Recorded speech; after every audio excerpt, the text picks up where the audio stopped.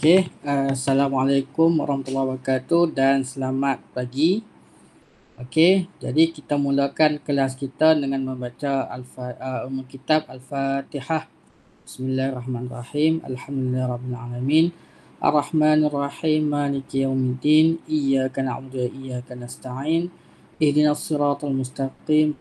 Alladzina an'amta 'alaihim ghairil maghdubi 'alaihim waladdallin. Okey. Jadi kita dah habis dah bab pertama, bab 1 iaitu biodiversity. Jadi dalam bab itu kita dah tahu dah bahawa bumi kita ni ada banyak hidupan. Antaranya pelbagai haiwan dan juga pelbagai tumbuhan. Okey, masuk bab 2. Bab 2 ni kita masuk kepada ekosistem. Okey, ekosistem ni dia berkaitan dengan persekitaran yang kita duduk lah. Okey, kita campur dengan udara, adanya cahaya matahari, adanya air, tanah-tanah. Okey, itu semua tu membentuk satu ekosistem di mana tempat untuk kita duduk ataupun untuk kita hidup. Okey, so kita masuklah bab yang kedua. Nota cikgu dah bagi dah tadi. So harap kamu bacalah tadi ya. Okey. Jadi dalam subtopik bab yang kedua ni ada 4 subtopik. Yang pertama, aliran tenaga dalam ekosistem. 2.2, kitaran nutrien dalam ekosistem. 2.3, saling bersandaran antara dan interaksi antara organisma. 2.4, peranan manusia dalam mengekalkan keseimbangan alam. Jadi kita pergi yang pertama, aliran tenaga dalam ekosistem 2.1. Okey. Jadi kamu tengok yang pertama gambar orang tengah nak makan ayam. Orang nak makan ayam. Jadi soalan kat situ, apa yang kita dapat apabila kita makan? Jadi contohnya kalau kita makan ayam tu, apa yang kita dapat bila kita makan ayam? Okey. Ada yang kata kita akan kenyang dan sebagainya lah. Okay. So apa yang kita dapat sebenarnya? Kita akan dapat tenaga. Okay, tenaga. Sebab tu bila kita makan, kita dapat tenaga. Kita boleh bekerja. Kita boleh bergerak. Kan? Lepas tu bila orang tengok kita ni lemah aja, mesti kita kata, oh hang ni tak makan ni. Kurang makan ke? Tak makan lagi ke? Sebab apa? Sebab kaitan makan tu, bila kita makan, dia akan memberi kita tenaga. Okay. So, okay, kita makan ayam. Maksud dia ayam tu, okay, cuba tunjuk kat sini. Okay, ayam ni, dalam ni ada tenaga. Okay, ada tenaga. So, bila kita makan ayam, maksud dia tenaga yang kita ada pada ayam ini, dapat kepada kita. Dapat kepada kita. Sekarang ni ayam ni dapat tenaga daripada mana? Sebab tu kita tanya, daripada manakah sumber asal tenaga? Okey. Okey. Tengok gambar ini. Gambar ni semua macam ayam lah tadi kan. Yang ni rusa. Okey, rusa.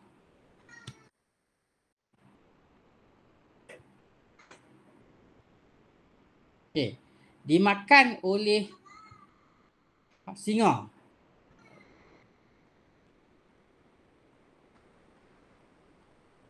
Okay, jadi tenaga berpindah. So tenaga yang ada pada rusa ni berpindah ke singa. Sebab singa makan dia. Tenaga tu duduk di dalam badan rusa.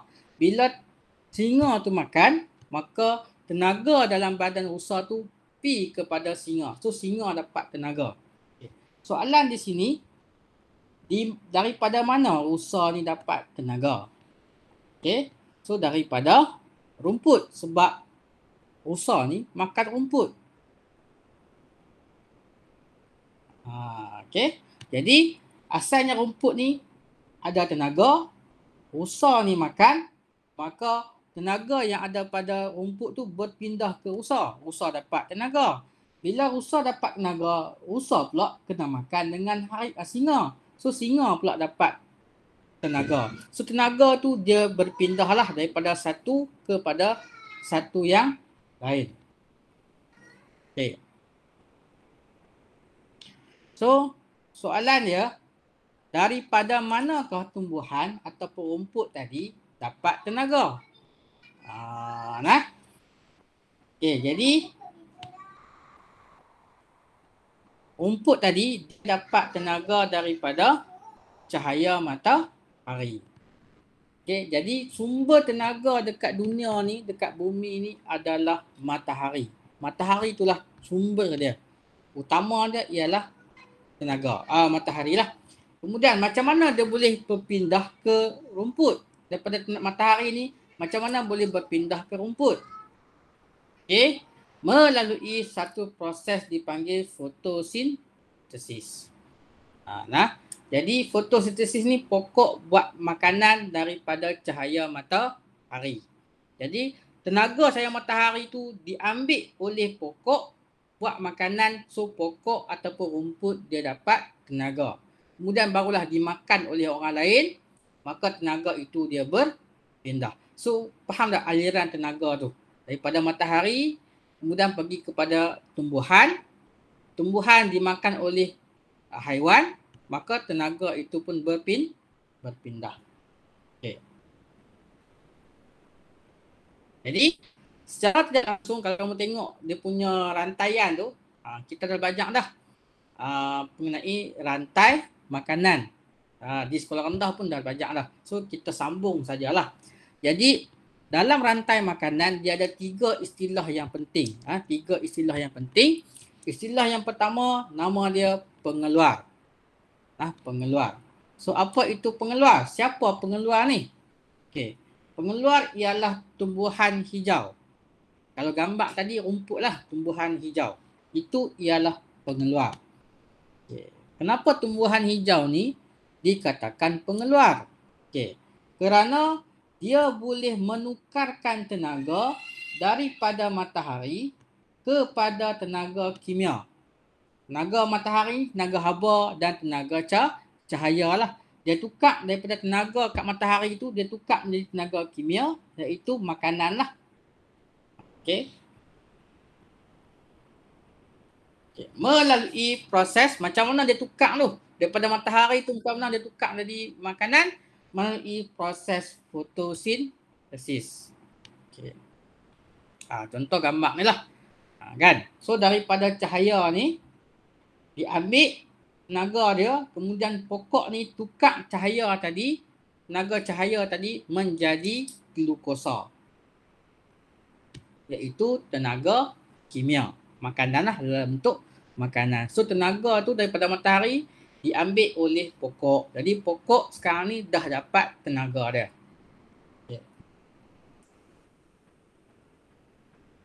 Okay. Istilah yang kedua dipanggil pengguna. Tadi pengeluar. Siapa pengeluar? Tumbuhan hijau. Kenapa dia katakan tumbuhan hijau ni pengeluar? Kerana dia boleh tukarkan tenaga cahaya kepada tenaga kimia, iaitu daripada matahari menjadi makanan. Okay. Proses dia fotosintesis. Okay. Apa itu pengguna? Pengguna pula haiwan yang makan tumbuhan. Contoh macam tadi, rusa, dia makan rumput. Jadi dia ialah pengguna lah. Haiwan yang makan tumbuhan. Okay. Sama ada secara langsung ataupun tidak langsung. Apa maksud secara langsung? Okay. Langsung ni contohnya herbivore. Herbivore. Contoh macam kebau tu lah. Dia makan rumput secara langsung. Terus dia makan. Itu dia panggil herbivore. Ataupun secara tidak langsung, iaitu carnivore. Contohnya harimau ataupun singa lah. Dia makan kebau tu. Okay. Hakikatnya kita nampak dia makan kebau, tapi sebenarnya dia makan tumbuhan tadi daripada awal. Sebab kebau tu makan tumbuhan, dia makan kebau. Jadi nampak kata dia makan tumbuhan jugalah. Tetapi secara tidak langsung. Jadi kena fahamlah, pengeluar tumbuhan hijau, pengguna yang makan tumbuhan tadi, sama ada langsung ataupun tidak langsung. Okay. Istilah yang ketiga iaitu pengurai. Siapa pengurai ni? Okay. Pengurai bakteria ataupun kulat yang menguraikan tumbuhan dan haiwan yang mati kepada mineral. Dia bila suatu haiwan ataupun pokok itu mati, maka dia akan tukarkan, dia akan makan, kemudian dia akan pecahkan pokok-pokok dan haiwan tadi menjadi mineral. Mineral tu akan dapat dalam tanah lah dan digunakan oleh organisma yang lain. Okay. Jadi mineral tadi diserap oleh pokok sebagai nutrien. Okay, contohnya cacing lah. Okay, ataupun ulat. Ataupun bakteria. So 3 ini ialah pengurai. Okey, soalan yang orang duk tanya, soalan juga selalu tanya, apa jadi kalau dunia ini tidak diciptakan pengurai? Macam mana Tuhan ataupun Allah tidak ciptakan pengurai ni dekat bumi ni? Maka kalaulah pengurai ni tak ada, maka dunia ni penuh dengan bangkai-bangkai. Bila mati, tak ada orang yang akan uraikan dia, maka dunia ni penuh dengan bangkai-bangkai lah. Kita tanam pun, kita korek balik, dia ada balik. Sebab tidak ada pengurai. Tapi kalau kita benda yang dah mati, haiwan yang dah mati, pokok yang dah mati, kita tanam, maka duduk sebulan, 2 bulan, kita korek balik, dia dah hancur dah. Dia dah diuraikan menjadi mineral, pokok pula akan ambil nutrien tu. Akan membesarlah pokok tu. So manfaat tetap ada. Okey. Okay, yang ni kita masuk kepada rantai makanan. Okey. Kita tengok ini satu gambar aja. Okey, pertama bermula dengan rumput. Rumput ialah tumbuhan hijau, maka rumput ialah pengeluar. Okey. Pengeluar. Kemudian rumput ini dimakan oleh belalang. So belalang ialah pengguna. Belalang pula dimakan oleh katak. Katak pun pengguna. Walaupun dia tak makan direct rumput tadi, tapi dia makan belalang. Belalang makan rumput. Sama juga katak dimakan oleh ular. Ular itu pun pengguna. Ular dimakan oleh helang. Helang pun pengguna. Dan last sekali dia akan mati. Helang ni mati dan diuraikan, maka ulat ataupun bakteria ataupun cacing tadi dipanggil pengurai. Okay.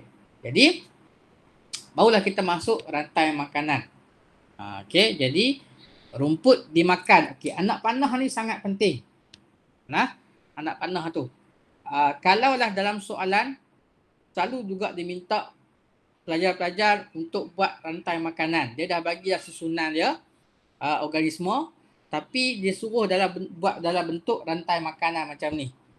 Nah, tapi pelajar-pelajar selalu buat salah. Salah macam mana? Dia buat macam ni. Dia buat rumput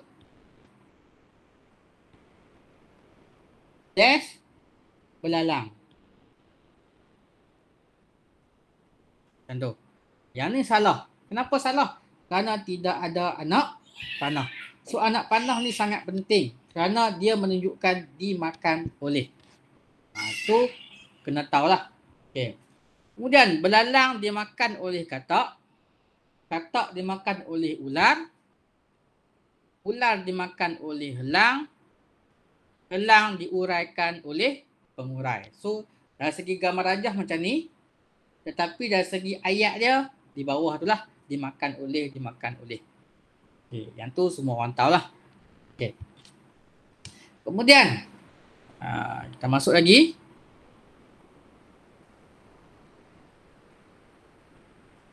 Okay. So rantai makanan biasanya dia ada terdiri daripada pengeluar dan juga pengguna. Okay. Jadi pengeluar ialah tumbuhan hijau yang kita bincang tadi. Okay. Pengguna dipecahkan kepada 3. Dipecahkan kepada 3. Okay. Yang pertama pengguna primer. Kemudian ada pengguna sekunder dan ada pengguna tertier. Yang ni kena jelas dan kamu kena kenal pasti mana satu pengguna primer, mana satu pengguna sekunder, mana satu pengguna tertier. Okey.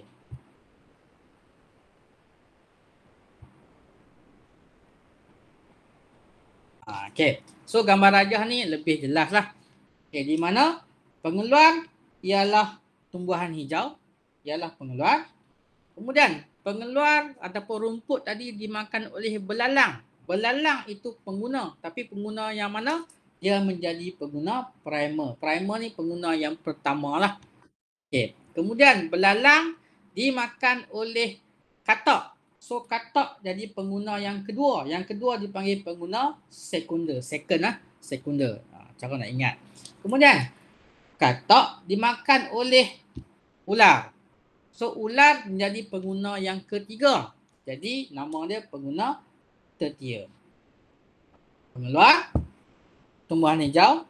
Kemudian dimakan oleh pengguna yang pertama dipanggil pengguna primer. Kemudian dimakan oleh pengguna yang kedua, nama dia pengguna sekunder. Kemudian dimakan oleh pengguna yang ketiga, nama dia pengguna tertier. Okay, jadi kena kenal pastilah. Okey. Ringkas saja kita banyak. Okey, yang ni satu lagi contoh. Okey. Rumput dimakan oleh belalang. So rumput ni tadi menjadi pengeluar. Pengeluar. Kemudian belalang menjadi pengguna primer. Okay. Katak dipanggil pengguna sekunder. Ulat menjadi pengguna tertier. Dan helang juga dikenali sebagai pengguna tertier. Yang ketiga juga. Okay. Okay. Sama juga. Okay. Kalau dalam kelas cikgu minta kamu tulis kan? Tulis. Okey, padi ni sebagai apa? Okey, padi ialah pengeluar. Belalang menjadi pengguna primer. Ayam menjadi pengguna sekunder. Ular dan helang menjadi pengguna tertier.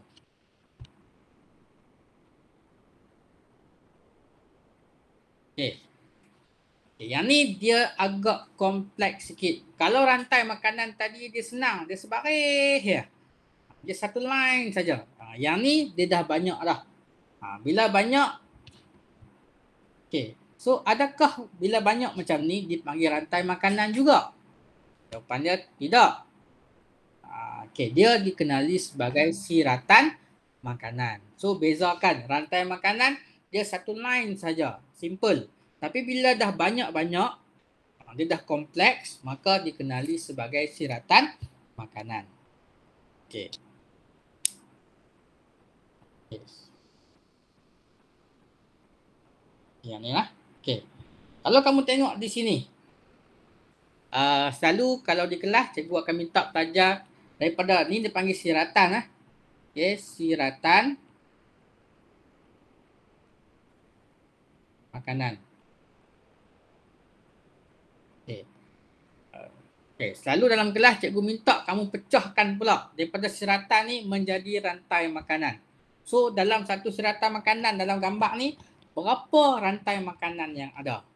Contohnya yang pertama mungkin padi dimakan oleh tikus, tikus dimakan oleh musang, musang dimakan oleh helang. Helang diuraikan kepada mati diuraikan oleh pengurai. Itu satu.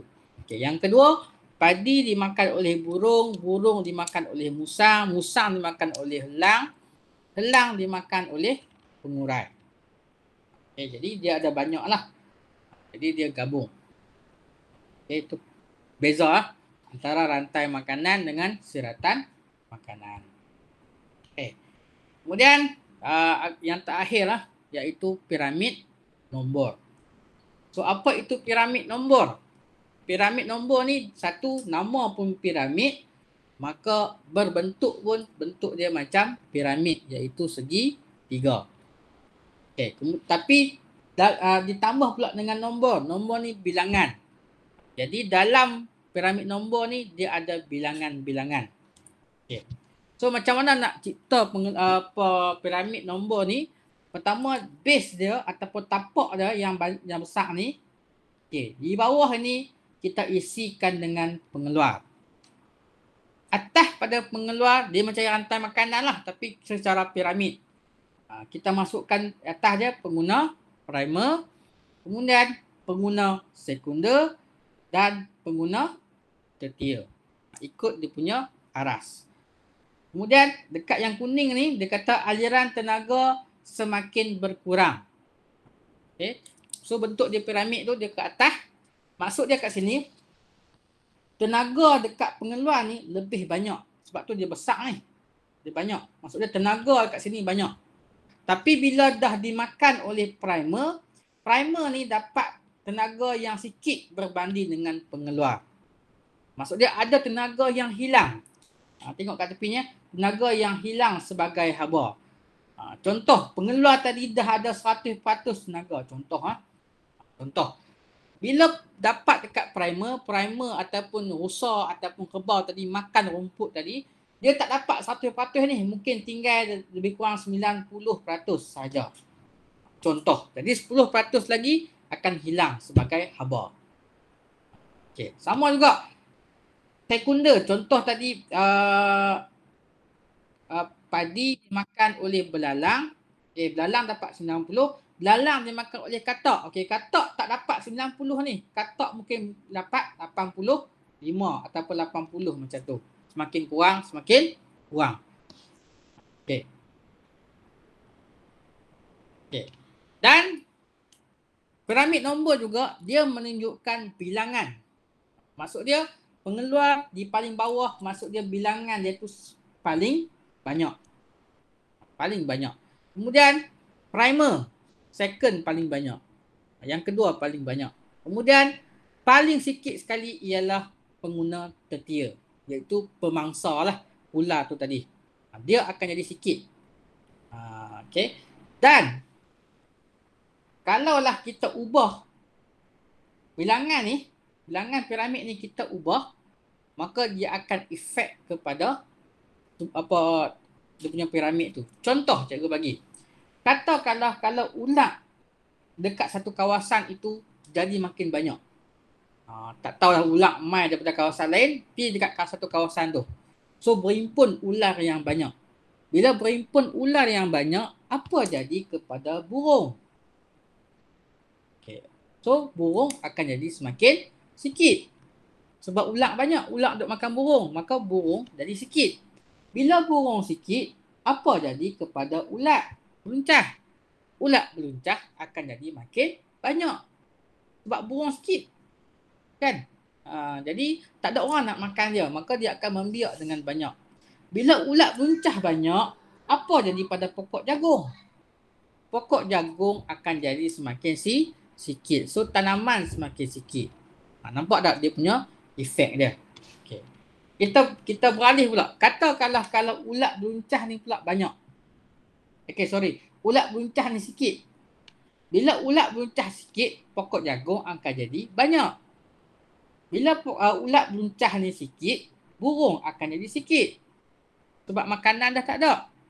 Bila burung jadi sikit, ulat pun akan jadi semakin sikit. Nampak tak? Dia punya tu, dia efek. Dia kesan lah. Okay. So, dia punya nota dia tu, semakin tinggi aras piramid, bila makin naik, bilangan organisme menjadi semakin sikit. Jadi, bawah tu banyak, makin naik ke atas, makin sikit. Primer dah sikit dah. Kemudian sekunder, makin sikit. Tertier, makin sikit. Yang kedua, saiz makin besar. Pengeluar tu dia tak berapa besar lah. Kemudian primer tu pun kecil saiz dia dan lemah. Kemudian dimakan oleh sekunder. Sekunder tu lebih besar lah sebab biasanya yang besar akan makan yang kecil. Yang kuat akan makan yang lemah. Kemudian tenaga yang dipindahkan semakin kurang. Yang ni lah cikgu abang tadi. Maksud dia, kalau di bawah tu 100%, pengeluar tu ada 100% tenaga, primer yang atas dia tak dapat 100%. Mungkin akan dapat 90% sahaja. Okay, so itu berdasarkan piramid nombor. Okay, kita masuk sikit lagi. Okay, habitat. Sebab dia tajuk kita ni ekosistem, maka tak boleh lari daripada habitat. Habitat ni pun kita dah belajar dari biodiversity lah. So habitat ialah tempat tinggal semula jadi. Contohnya kolam, sungai, pinggir pantai. Itu tempat-tempat yang menjadi habitat haiwan lah. Ataupun sawah. Okay. Kat situ ada gambar lah. Habitat-habitat. So bila ada habitat ni lah, maka adanya organisma-organisma yang duduk tempat situ. Jadi pelbagai habitat, maka pelbagai organisma. Sebab tu dinamakan biodiversity yang kita belajar pada bab yang pertama. Okay. Okay. Apa yang perlu ada pada habitat? Apa yang ada pada tempat tinggal tu yang boleh jadi organisma tu duduk dekat situ? Maka yang pertama mesti ada makanan. Kalau tak ada makanan, memang haiwan dan pokok tak boleh hidup lah. Okay. Yang kedua, habitat juga menyediakan air lah. Air sangat penting kepada organisma. Okay. Kajian mengatakan, contohnya manusia kita ni, kita boleh hidup kalau seminggu tidak makan. Tetapi kita tak boleh hidup kalau 3 hari saja kita tak minum. Tak ada air yang masuk lah. Jadi air sangat penting kepada hidupan. Kemudian udara. Udara yang sesuai lah. Cuaca yang sesuai. Okay, suhu yang sesuai. Kalau panas, sesuai dengan organisma yang duduk tempat panas. Kawasan yang sejuk, sesuai dengan organisma di tempat yang sejuk. Okay. Dan juga perlindungan. So habitat dia menyediakan perlindungan kepada organisme yang duduk tempat itulah. Okay.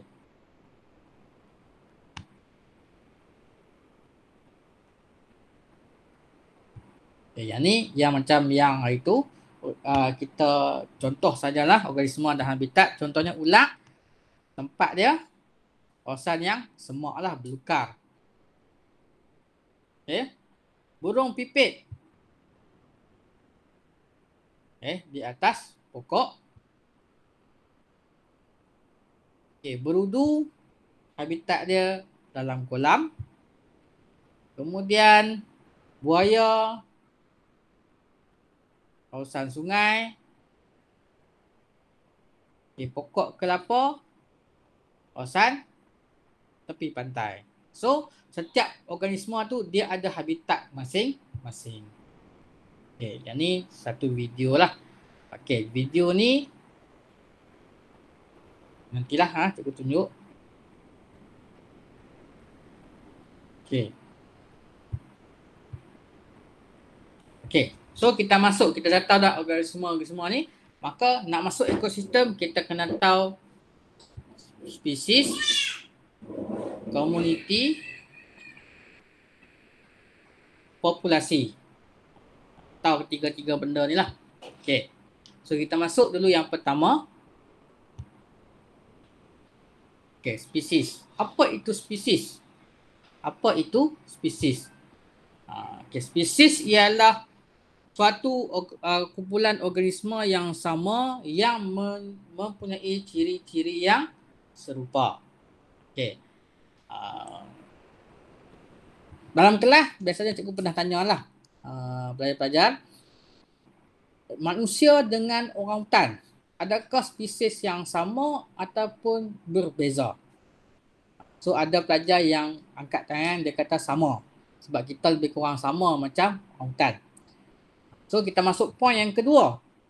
Poin yang kedua ialah ahli-ahli yang sama spesies boleh membiak sesama mereka. Maksud dia, kalaulah kita ni sama dengan orangutan, maksud dia kita boleh membiak dengan orangutan.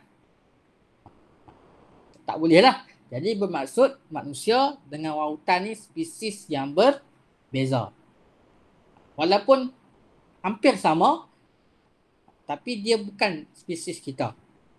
Okay.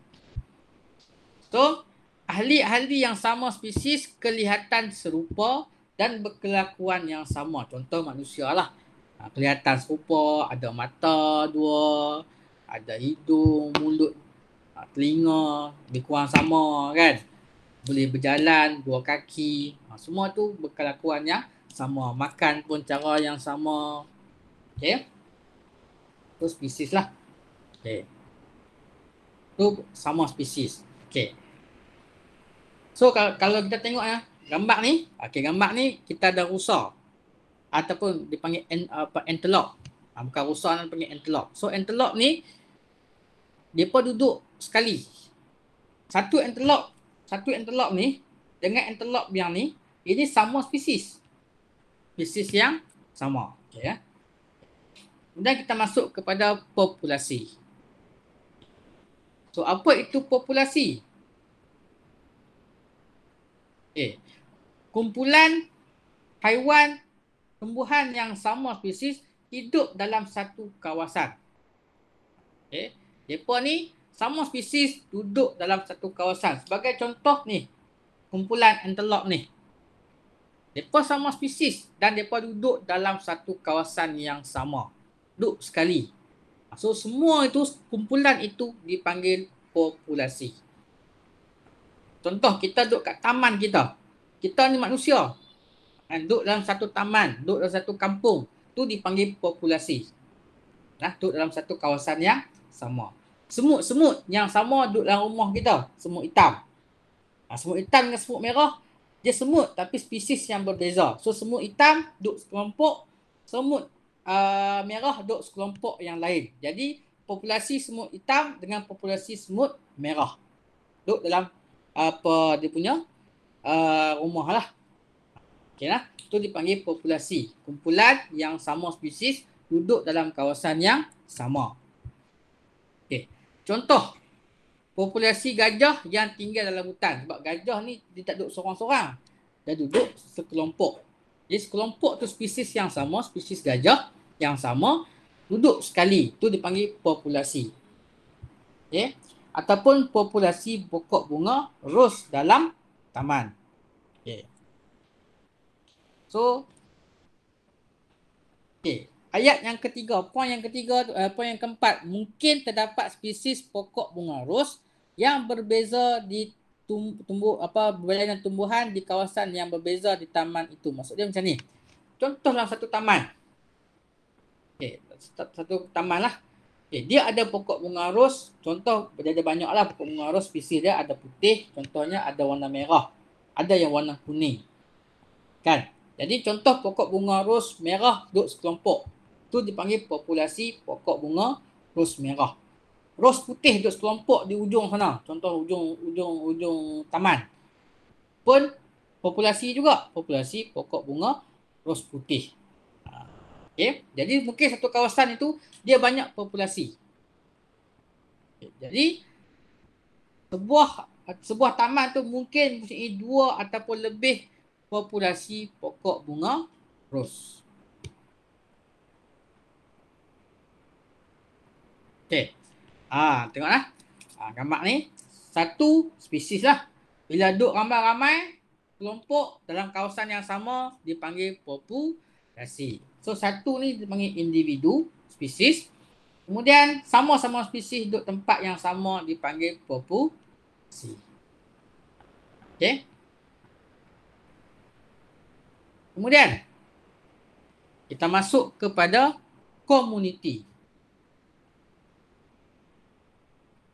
Sikitlah nota tu. Okay. Komuniti ni pula beberapa populasi organisme yang hidup, yang tinggal di satu kawasan yang sama. Komuniti mempunyai populasi tumbuhan dan haiwan. Ada interaksi antara populasi. Okay, macam ni gambar ni. Nah, okay. So, ini komuniti savana ataupun padang rumput lah. Okay. Kenapa padang rumput ni dipanggil komuniti? Okay. Pertama, dia ada populasi singa. Gambar lah. Okay. Kemudian, dia ada populasi burung. Yang ketiga, dia ada populasi kuda belang. Sebagai contoh kat situ lah. Kemudian, dia ada populasi rumput-rumput kat situ. Duduk dalam kawasan yang sama. Jadi banyak populasi duduk dalam kawasan yang sama dipanggil komuniti. Dan mereka ni berinteraksi. Contohnya, singa tadi makan kuda belang tadi. Jadi dia ada interaksi antara singa dengan kuda belang. Kuda belang pula makan rumput. Nampak? Dia ada interaksi. Dan komuniti ni dia campuran benda hidup sahaja. Benda hidup. Contohnya tumbuhan dan haiwan. Ni. Tumbuhan dan haiwan. Dia tak campur dengan udara tak. Dia tak ambil tahu pasal air, pasal udara, pasal cuaca tak. Dia hanya bila sebut komuniti ni benda hidup sahaja. Gabungan tumbuhan dan juga haiwan. Itu ialah komuniti. Okey. So, fahamlah spesies. Kumpulan apa spesies yang sama. Kan? Membiak boleh membiak, itu spesies. Kemudian bila spesies ini duduk sekelompok dipanggil populasi. Banyak populasi duduk dalam kawasan yang sama dipanggil komuniti. Okay. Kemudian barulah kita masuk kepada ekosistem. Apa itu ekosistem? Okay. Ekosistem ialah satu sistem yang terbentuk melalui interaksi antara organisma hidup dengan persekitaran. So bila disebut ekosistem mesti ada benda hidup. Kita campur dengan benda bukan hidup ataupun persekitaran. Okay. Kalau benda hidup saja duduk sekali, tu dipanggil komuniti tadi. Yang tadi kita belajar. Okay. Bila komuniti tadi, dia dah ambil kisah pasal udara, pasal persekitaran dia, maka semua itu membentuk ekosistem. Bezakan ekosistem dengan komuniti. So, ekosistem dia terdiri daripada faktor fizikal dan juga faktor biologi. Fizikal ni lah persekitaran, air, cuaca, kan? Tanah dan sebagainya, suhu. Okay. Biologi ni lah benda hidup. Haiwan, populasi tadi duduk sekali ataupun dipanggil komuniti. So campur dua-dua ni maka membentuklah ekosistem. Sebagai contoh, ekosistem dekat kolam. Kenapa dipanggil kolam ni ekosistem? Contohnya, kerana pertama sekali kamu tengok dia ada ikan, populasi ikan. Duduk sekali dengan adanya katak, populasi katak, haiwan-haiwan, tumbuhan dan juga dia ada cahaya matahari campur dengan air. Semua sekali ni dipanggil ekosistem. Kalau benda hidup saja dipanggil komuniti. Kalau campur dengan udara, campur dengan iklim, campur dengan air, cahaya matahari, tanah, semua itu dipanggil ekosistem. Okay. Contoh dekat sekolah kita, ekosistem dekat padang, ekosistem dekat kolam, dekat sawah padi. Dia berbeza lah. Itu dipanggil ekosistem. Jadi, secara ringkasnya, ekosistem terdiri daripada faktor fizikal iaitu udara, kan, air, cahaya, tanah, suhu dan juga mineral yang ada dekat kawasan itu. Ditambah pula dengan faktor biologi iaitu haiwan dan tumbuhan dipanggil populasi tadilah ataupun komuniti. Okey. Contoh-contoh ekosistem. Nampak sikit.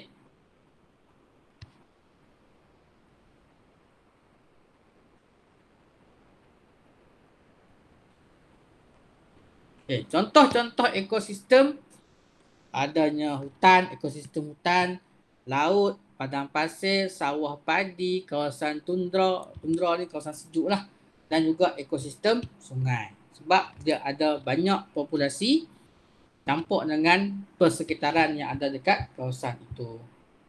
Okay, yang ni kita akan masuk pada saling bersandaran ni, kita akan masuk kepada kelas yang seterusnya lah. Di mana? Okay, kita masuk terus lah. Okey, sikit ya. So haiwan dia bergantung kepada tumbuhan. Itu dipanggil saling bersandar.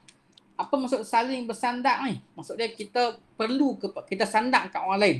Maksudnya kita bergantung kepada organisma lain. Kita tak boleh hidup sendiri. Kita hakikatnya kena akui bahawa manusia maupun haiwan-haiwan lain tidak boleh duduk dekat dunia ni sendiri. Maka kita kena bergantung antara satu sama lain. Jadi haiwan ni dia bergantung kepada tumbuhan.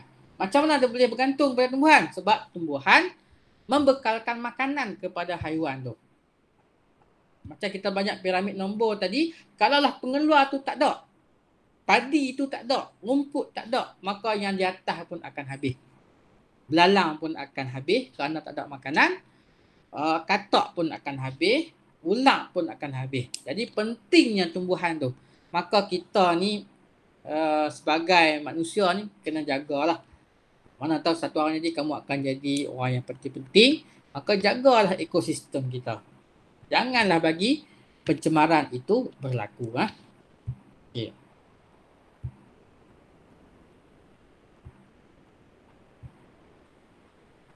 Okay, seterusnya. Nampak? Jadi tadi haiwan dia bergantung kepada tumbuhan. Sebab haiwan ni makan tumbuhan. Tumbuhan pula dia bergantung kepada persekitaran.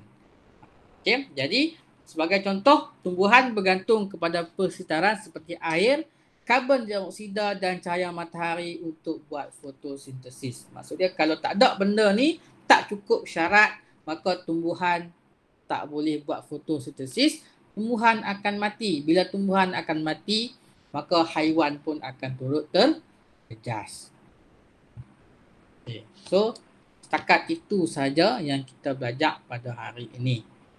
Okey, ulang balik. Okey.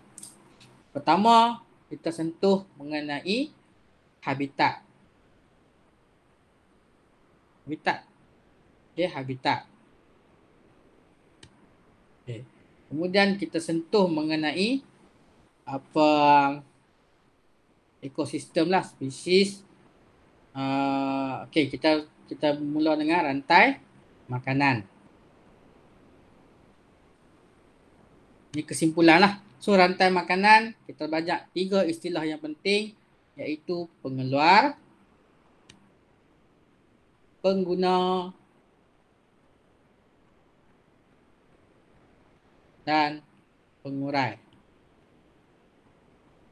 Di mana pengguna ni tadi ada 3. Satu pengguna primer,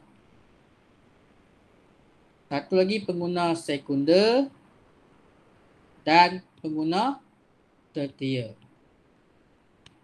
Pengguna tertier. Okey, kemudian rantai makanan ini bila digabungkan menjadi siratan makanan. Kemudian kita belajar pasal piramid nombor. Macam mana piramid nombor? Bentuk dia piramid. So yang bawah sekali ialah pengeluar. Atas dia pengguna primer. Kemudian pengguna sekunder. Dan yang terakhir pengguna tertier. Apa yang kita dapat daripada piramid nombor? Yang pertama sekali ialah bilangan. Bilangan organisma. Ya, pengeluar tu banyak, kemudian naik atas makin sikit, naik atas lagi makin sikit. Yang kedua, tenaga, aliran tenaga. Semakin naik atas, semakin sikitlah tenaga. Duduk di bawah, tenaga dia banyak. Yang ketiga, saiz. Saiz organisma. Yang bawah tu kecil, makin naik ke atas, saiz dia makin besar, saiz dia makin besar. Sebab yang besar lah yang akan makan yang kecil. Itu yang ketiga. Yang keempat, kita belajar pasal habitat tadi lah, iaitu spesies. Kita masuk kepada spesies. Kemudian populasi. Kemudian kita masuk kepada komuniti. Dan akhir sekali kepada ekosistem. So dia bermula dengan spesies. kemudian membentuk populasi, banyak-banyak populasi duduk sekali membentuk komuniti, komuniti bergabung dengan persekitaran, membentuklah ekosistem. Okey. Jadi setakat itu dulu. Ada apa-apa soalan nak tanya? Boleh tanya. Boleh faham ke? Boleh faham ke? Cuba respon sat dekat respon sat Boleh. dekat komen. Boleh faham ah? Boleh. Faham. Okey. Jadi sekejap lagi cikgu akan forwardkan soalan mengenai yang kita belajar hari ini. So kamu jawab dan kelas yang seterusnya kita akan bincang sikit dan baru kita akan masuk kepada subtopik yang seterusnya lah. Okay. Mungkin minggu depan kita dah boleh habis dah bab yang kedua. Faham ah? Okay. Jadi satu lagi cikgu nak maklum, mungkin minggu depan cikgu kena jaga SPM. Jadi mungkin kelas kita cikgu akan record dulu ke macam mana, nanti cikgu akan maklum lah kemudian. Okay. Ada apa-apa soalan tak? Tak ada. Dah cikgu. Ada. Okay. Sekian saja. Assalamualaikum warahmatullahi wabarakatuh. Waalaikumsalam.